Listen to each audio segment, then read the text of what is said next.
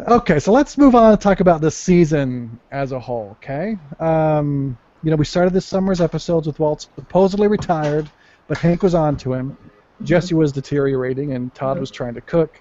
Jesse also figures out about some of Walt's sins he didn't know about before. Walt deals with both of them by invoking Jack and his crew, both Hank and Jesse, that is. Runs to New Hampshire, leaving his family in shambles, and comes back to try to do some small amount to help them, finally admitting he did it all for himself. What did we think of the half season as a whole, Shannon? It was jarring to watch frequently, All right. but I like the way that they played with it, the rhythm of it. Okay. Some of the episodes were really fast and hard, and then there'd be like a contemplative episode Hmm. after that. So I like the pacing. Pacing dynamics, all right. Yeah, it made sense. It would have been too like you have like PTSD after you watch too many of those. Like the Yeah. shootout episode, that was crazy. Some of them are pedal to the metal. It's nice to catch your breath on some of the others. Yeah. Bob, what about you as a season as a whole? What did you think? Oh, I liked it a lot, but those things that you guys were just discussing were maybe more problematic for me. I actually have a mini review for you. Can I mini review season 5 of Breaking Bad? Go for it. Okay, Breaking Bad, season 5. I give it a 4.5 out of 5. And this is what I have to say. It's not my favorite season due to the more forced plot drivers by comparison to the more fluid earlier seasons, but wow, some of these characters and their complicated relationships will go down in television history. Dun, dun, So dun. yeah, I like that aspect of Breaking Bad more than anything else, and like we've said a million times now, or at least I feel like I've said it or brought it up a lot. I can hold constant some of the other things that I'd otherwise be less forgiving about, because Walt and his relationship with Jesse and his relationship with Skylar and her sister, you know, Saul even as a complex character is fantastic, and he came in. He didn't get nearly as much screen time, but there's just a lot going on in terms of character and character interaction, and that really makes me happy. Right on. So, I had a few issues with this season, but a mediocre season of Breaking Bad is still better than most of what's on TV. Sure. I think they took a few shortcuts. We've been over this in our seasons recaps, but especially how they ended things with Hank.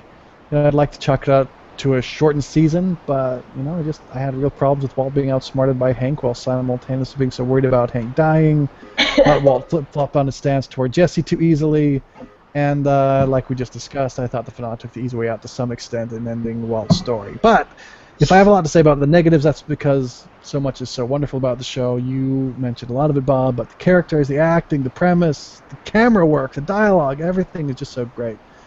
Yeah. Oh, the other thing I wanted to mention, I feel like this is a weakness of this half season. In previous seasons, there's been like this extra character that steals the scenes and drives the action. We had Gus in season 4, Mike in season 5A.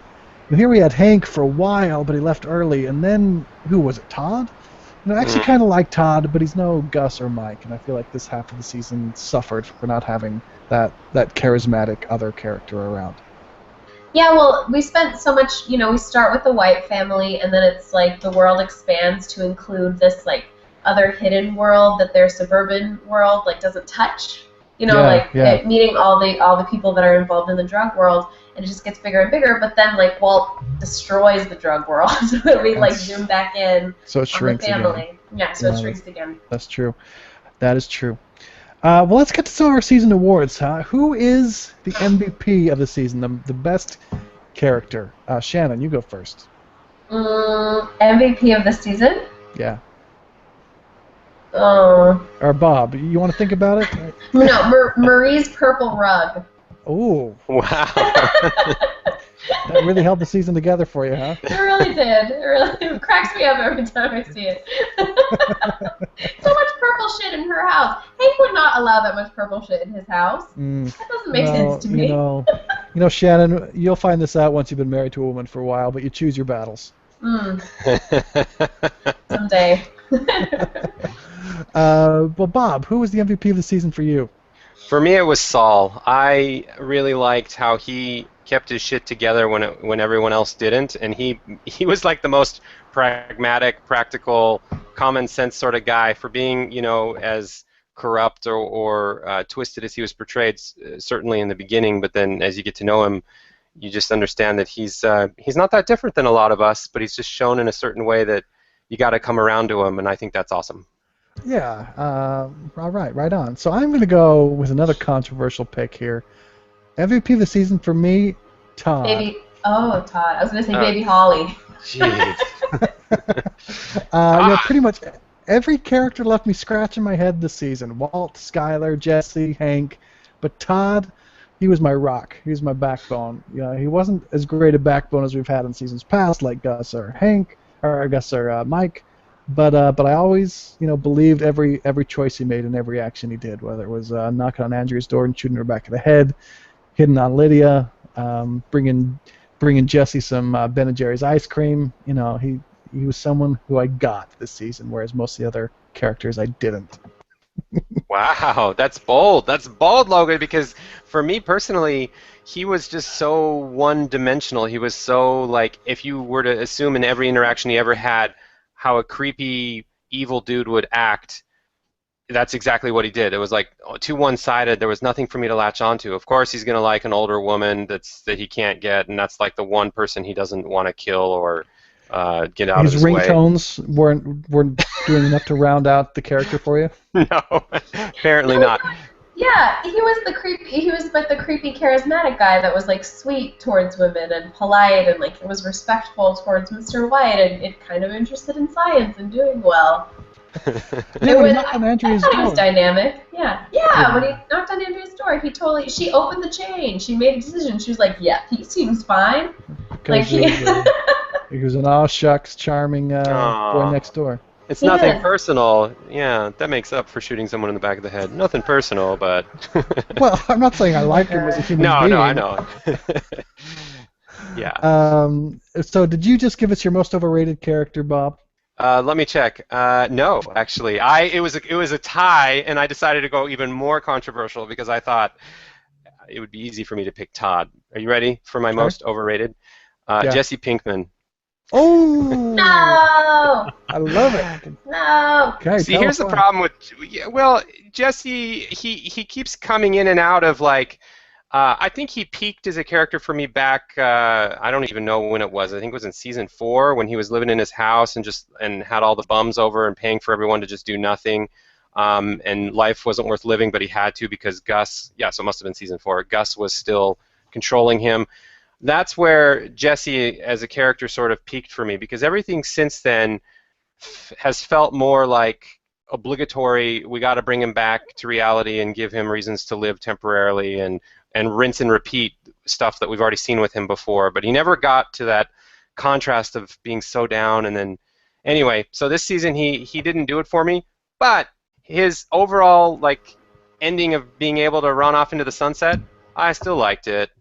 So that's my caveat. All right. I love the bold pick. Shannon, who's your most overrated character? Walt Jr. Oh, ouch, man. I hate Walt Jr. You're the worst. You just did that on purpose to get back at me for my pick. He is so self-righteous. There is no teenage boy who's that self-righteous. No. I'm sorry. Well, you didn't buy it when he got all Oedipus and defended his mom from his dad and kicked his dad out of the house? Come on. Seriously? That kid is, no. That is a one-dimensional character. I love it. I love it. We're gonna, You're killing me over here. I loved this. Walt Jr. Flynn. I'm going to throw a bomb myself on the most overrated. Walt. Oh! I've already talked about how my biggest beef with this season is I did not find Walt's character consistent in a couple of the middle episodes in key areas. Most everyone else seemed fine with him, but I think they were too generous, and so I call Walt overrated this season. I'll just have to let that sit there as it is. What about underrated? Shannon, do you have an underrated character? You want to go first? An underrated character? I can go first if you want. The baby, Holly. She deserves an Emmy. That's a really good baby actor. Oh. Yeah, I heard that that's when Walt kidnapped her and she was in the bathroom and she said, "Mama," she improvised that. That was not on the script. She improv that? That Yeah. was perfect. It felt so organic. And Walt went with it, but that was improvised. Youngest ever Emmy Award winner. Hey Bob, who's overrated? I'm gonna go with Skylar, Ooh, all and right. this is we're talking underrated, right? Yeah. It's underrated. You're right. You're right. Yeah. Underrated. So the reason I picked Skylar is because uh, I might have thought, and this is the interesting thing, at least for me, as I self-reflect in front of everyone, I would have thought of her as overrated maybe a couple of seasons ago, but she really came around, and I think she had one of the bigger struggles of anyone in the series because she's a mother of 2 children, dealing with something that's really way more out of her control than anything Walt was dealing with that was out of his control. And in some ways, maybe not physically, but emotionally, she suffered more than anyone. And I really, I thought her performances were spot on, or the way that she reacted to things, really resonated with me. And yeah, she was underrated. That's a good pick because she's gotten a lot of hate toward her, so people do rate her pretty low. So I think you're right that she's better than public perception says. Definitely. Okay, my most underrated. I think this will be a bomb too. Jack. What? We love Uncle to hate Jack? the Nazis, but they did their job, narratively speaking, really well. You get into crime, you play with criminals. They're like the devil. You make a deal with them, your soul's gone either way. They get involved when they're called, they do what they do, and they, like Todd, just made perfect sense to me. And I appreciated Jack's line in the desert about how greed is unattractive. And not only that, but greed was the death of both Walt and Hank. Yeah, Jack deserves more credit for this season. Well, that's a stretch for me, but okay, I'll let it go. Wow. All right. Well, now that Breaking Bad is over, how does it compare with other great TV shows? What do you think, Bob? I don't have something on the tip of my tongue that I can say, oh, there's a way better show, because it is right there at the top. I didn't notoriously perhaps go through The Sopranos, and I know that was a pivotal moment in TV. So I'm going to throw the question back at you because you're more do the you want me to TV expose guy. you more? You don't even have The Wire to compare it to, do you? No, I don't. Yeah, that's the second one that I was going to. I knew that I needed to compare it to The Wire and not know, but yeah. So how would you compare it to those 2 shows that I have never watched? Well, full disclosure for me, I'm extremely well versed in the TV of the last, say, 15 years. But before that, I'm just not so qualified to say. That said, for the last 15 years, it's definitely a top 5 TV show. That's the easy thing to say. I don't think Sure. anyone would argue with that. Exactly where it fits in that top 5 will have to be a podcast of its own, probably. But it's in the pantheon of must-see great TV shows of the current era. It's certainly in the conversation with The Wire and The Sopranos. Are we mean, only allowed to just- compare it to completed TV shows? Because there's some stuff like in isolation, like I really liked Homeland season 1, but of course Homeland as a show is a little more complicated of a pick, so. Yeah, well, if we compare individual seasons, that's I think a different conversation. Sure. So I think we should do a whole podcast on the best TV seasons and on the best TV shows. Yeah. At this, we'll have to sit with it a little bit, but again, I felt like this season as a whole was good, not great, and so I feel like, my before we do that podcast, my ranking is sort of tops out at 3rd place, but I'd still have to think about it more. All right, cool. Shannon, how about you? I don't know. What is it not as good as like New Girl or something, or what? Oh God, no! I hate the new girl. New? I hate That's Flynn and new. I hate the new girl. That's new. funny. You used to like it. No, I didn't. I never did. When did I like the new girl? Oh, we're gonna have to go back to the tape. But this isn't about New Girl. This is about Breaking Bad. You didn't. You know what? Actually, okay. You're right. Never mind. I was about to talk about the new girl for a second. It got funnier, but I hated the premise. Like, Sure. It's a false premise that Zooey Deschanel is weird and no one will fuck her. Look at her. Look at her. It's a false All premise. right. Okay. Anyway. Breaking Bad's better than New Girl. We've established. Okay. So far, what I've said is Breaking Bad is better than the new girl. That's groundbreaking. That's okay. All right. I think it's really, I don't know. I feel like it's my favorite show. Maybe that's just because it's right now. When you finish a book and that's your favorite book. Right then? But you're considering putting it number 1. Wow, I love it. Yeah, I think it's really good. I It's think really that's- good. It's so tight. Everything is. Yeah, it's really well crafted. It's very Yeah. competently done. That's absolutely true. Although I did watch. Did you watch Talking Bad at all? Did you guys watching? Yeah. I would watch some of them sometimes. Some of them, yeah. Well, they did because you mentioned the watch earlier and how you thought that was random. Vince Gilligan disclosed the watch meaning on Talking Bad last night after the finale. Do you want to know? Yeah, what I saw on Twitter was that they realized that the Denny's flash forward, he didn't have the watch on, so they just had to Yeah, you get saw that on rid of Twitter. it, right? It was just continuity, yeah. But he invented some reason that was like he saw the watch and it reminded him of Jesse, so he took it off. Because Because it's the watch that Jesse gave him. and he was going to go end Jesse, and he didn't want that reminder. Yeah. Or okay, I'll take that. that actually helps interpret the show a little bit, because I just asked earlier if he was planning to off Jesse at the beginning or not. Mm-hmm. I think he was. All right, well, this has been great. Anyone else have any words you want to say about this season of Breaking Bad? We'll miss you. I'll miss it. I'll miss seeing my hometown on TV. It was fun. Yeah, that's nice. That's nice. We got that a little bit with Big Love back in the day. That is nice to see a high quality show about your. Yeah. Breaking Bad is better than Big Love. I'll say that. Yeah. Well, that's true. Yeah.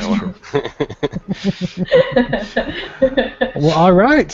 Thanks for joining us, Shannon. And that has been Practically Culture Breaking Bad. Thank you for having me.